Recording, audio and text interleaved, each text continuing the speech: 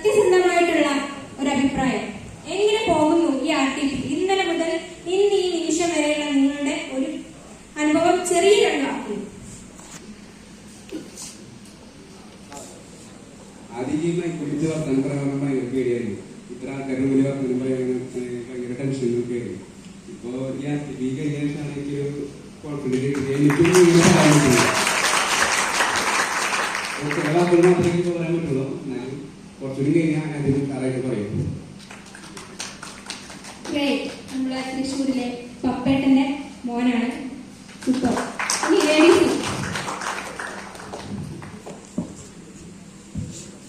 ആർക്കും അഭിപ്രായമില്ലേ ആർട്ടിഫിനെ കുറിച്ചിട്ട്? നല്ലതല്ലേ? യെസ്, എനിക്ക് അഭിപ്രായം പോരട്ടെ. ആരെങ്കിലും ഒരാൾ പറയൂ. ആർക്കും അഭിപ്രായമില്ല. അപ്പൊ ജെൻസ് ആണ് ഉഷാറ്.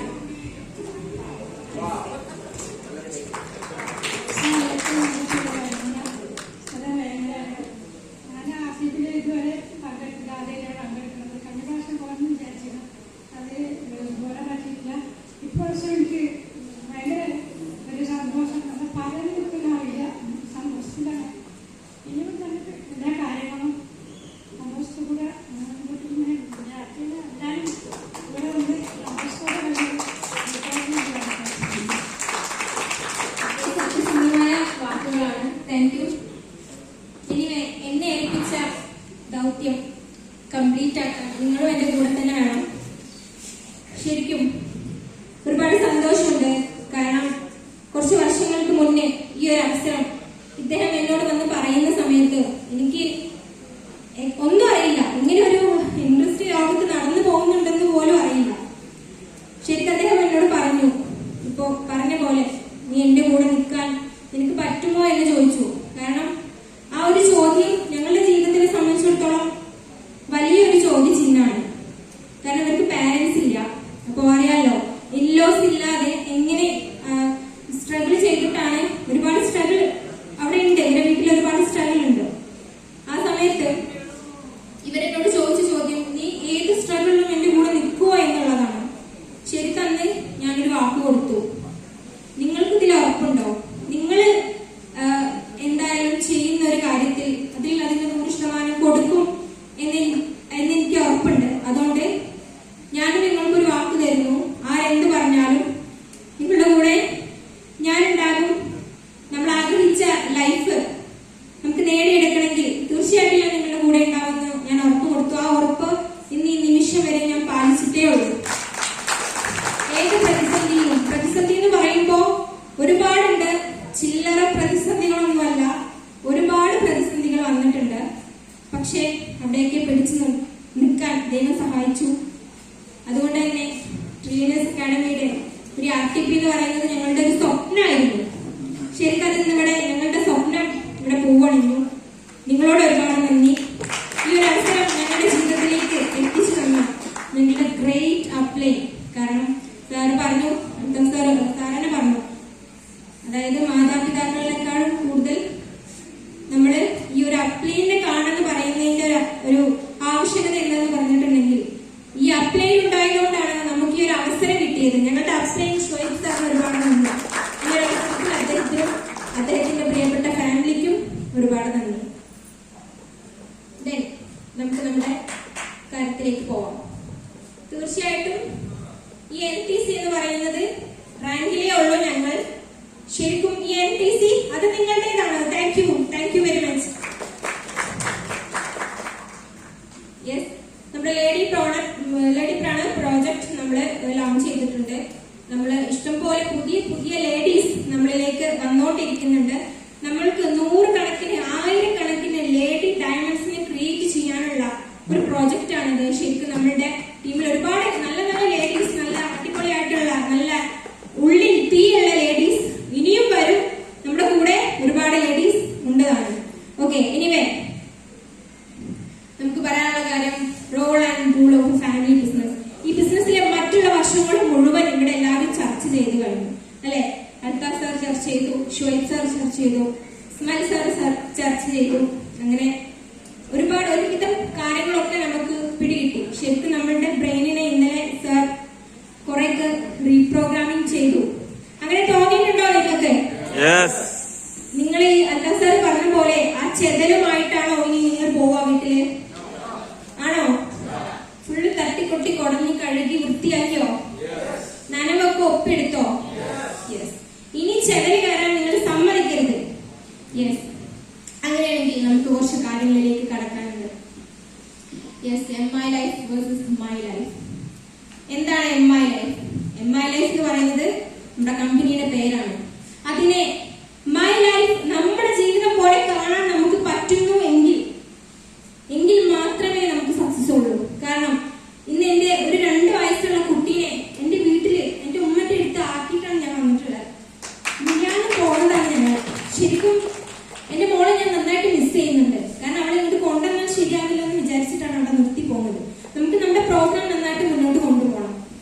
അപ്പോ മൈ ലൈഫിനെ MI ലൈഫിനെ മൈ ലൈഫായിട്ട് നമ്മുടെ ജീവിതമായിട്ട് നമുക്ക് കാണാൻ പറ്റുന്നുണ്ടോ? നിങ്ങൾ ഓരോരുത്തരും എന്തൊക്കെ എക്സ്ക്യൂസുകളാണ് പറയുന്നത് എനിക്കറിയില്ല. പക്ഷേ ഞങ്ങളുടെ ജീവിതത്തിൽ ഞങ്ങൾ ഒരു എക്സ്ക്യൂസിനും സ്ഥാനം കൊടുത്തിട്ടില്ല ഇന്നേ വരെ. അത് എന്ത് തന്നെ ആവട്ടെ, ഫാമിലി ആവട്ടെ, നാട്ടുകാരാവട്ടെ. ഇദ്ദേഹത്തിന്റെ നാട്ടുകാർ കണ്ടിട്ട് ഏകദേശം എത്രയോ മാസങ്ങളായിട്ടുണ്ടാവും. കാരണം നാട്ടിലേക്ക് ചെല്ലുമ്പോൾ നീ ഈ നാട്ടിൽ ഇല്ലേന്ന് അവരോട് ചോദിക്കാം. നിങ്ങൾ ഈ നാട്ടിൽ ഇല്ലേന്നാ ചോദിക്കുക ഞങ്ങളോട്. കാരണം അത്രയും ഞങ്ങൾ നാട്ടുകാരായിട്ട് ഒന്നും ഒരു ബന്ധമില്ല. ഫുൾ ഞങ്ങളുടെ മൈൻഡില് MI ലൈഫ് സ്റ്റൈൽ മാത്രമേ ഉള്ളൂ. Yes, woman can, woman also can. കാരണം ഭൂമി, നമ്മുടെ സർവ്വ ചരാചരങ്ങളെയും താങ്ങി നിർത്തുന്ന ഭൂമിയെ നമ്മൾ എന്തിനോടാണ് ഉപമിക്കുക നിങ്ങൾക്കറിയോ? എന്തിനോടാ ഉപമിക്കുക? അതിനൊരു പേരുണ്ട്. നമ്മൾ എന്താ പറയാ? ഭൂമി ദേവി. നമ്മൾ പറയാറുണ്ടോ? എന്തുകൊണ്ടാണ് സ്ത്രീയെ ഭൂമി ദേവിയായിട്ട് നമ്മൾ കണക്കാക്കുന്നത്?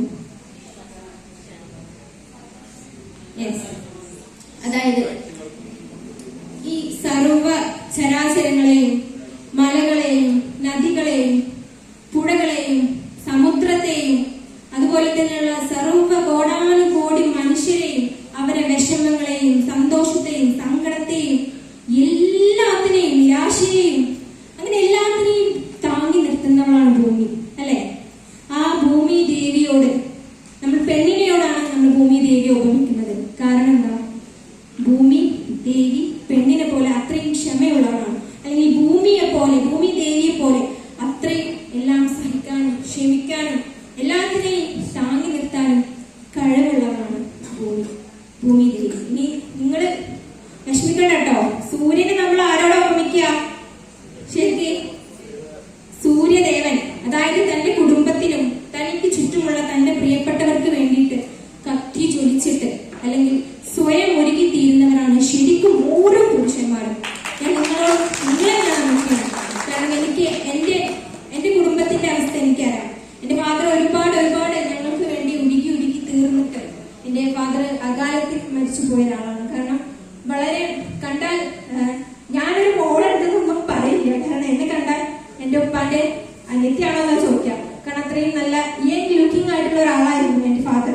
പക്ഷേ ഹീസ് നോ മോർ. അദ്ദേഹത്തിന് കൂടുതൽ ആയുസ്സുണ്ടായില്ല, മരണപ്പെട്ടു. വളരെ എന്റെ ഉപ്പാന്റെ ചെറിയ പ്രായത്തിൽ തന്നെ എന്റെ ഉപ്പ മരിച്ചു. ഇനി എന്റെ ഫാദറിനെ ഒരു നിമിഷം ഞാനിവിടെ ഓർക്കുകയാണ്. കാരണം ഇവിടെ എവിടെയെങ്കിലും ഇരിക്കേണ്ടുന്ന ഒരാളായിരുന്നു. ഞങ്ങളുടെ ഈ ഒരു പ്രോഗ്രാമിൽ ഇവിടെ വന്നിട്ട് ഷോബ് സാറിനും എല്ലാവർക്കും അറിയാം, എല്ലാവരും കണ്ടിട്ടുണ്ട് എന്റെ ഫാദറിനെ.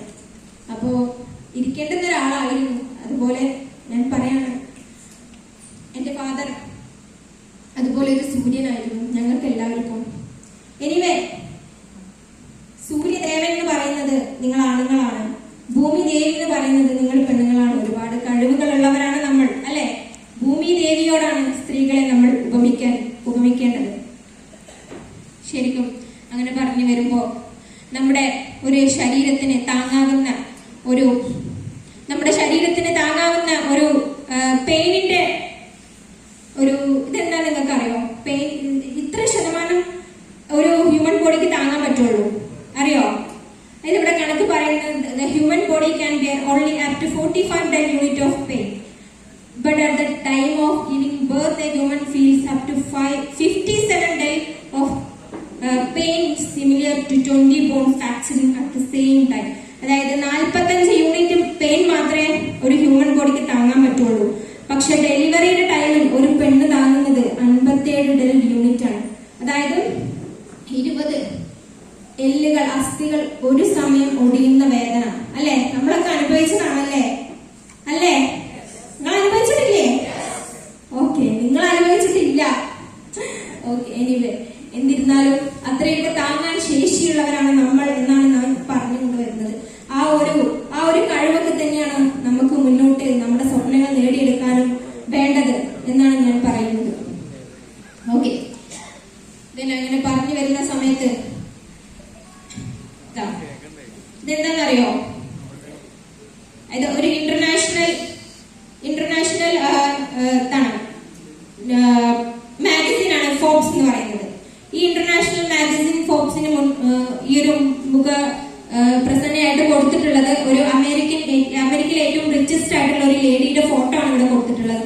അതുപോലെ തന്നെ ഇതാ ഇവിടെ ഇന്ത്യസ് ഫസ്റ്റ് ഓട്ടോമൊബൈൽ ഫോട്ടോഗ്രാഫിയിലെ 11 വുമൺ എന്റർപ്രണേഴ്സിനെയാണ് ഈ കൊടുത്തിട്ടുള്ളത്. ഇതിൽ പുരുഷന്മാരുണ്ടോ? ഇല്ല, ഫുൾ സ്ത്രീകളാണല്ലേ. ഫോബ്സ് എന്ന് പറയുന്നത് ഇന്റർനാഷണൽ ആണ് കേട്ടോ. വളരെ ഇന്റർനാഷണൽ ആയിട്ടുള്ള ഒരു മാഗസിൻ ആണ്. അതിന്റെ മുഖപത്രമായിട്ട് വരണമെന്നുണ്ടെങ്കിൽ ജെസിക്ക അൽബ എന്നാണ് അവരുടെ പേര്. ഇവരുടെ 200 മില്യൺ ഒരു കമ്പനിയുടെ ബോത്തുള്ള കമ്പനിയുടെ CEO ആണ് ജെസിക്ക അൽബ എന്ന് പറഞ്ഞിട്ടുള്ള ഈ സ്ത്രീ. അവർ ഓൾസോ ഒരു ഹോളിവുഡ് നടി കൂടിയാണ്. Okay, next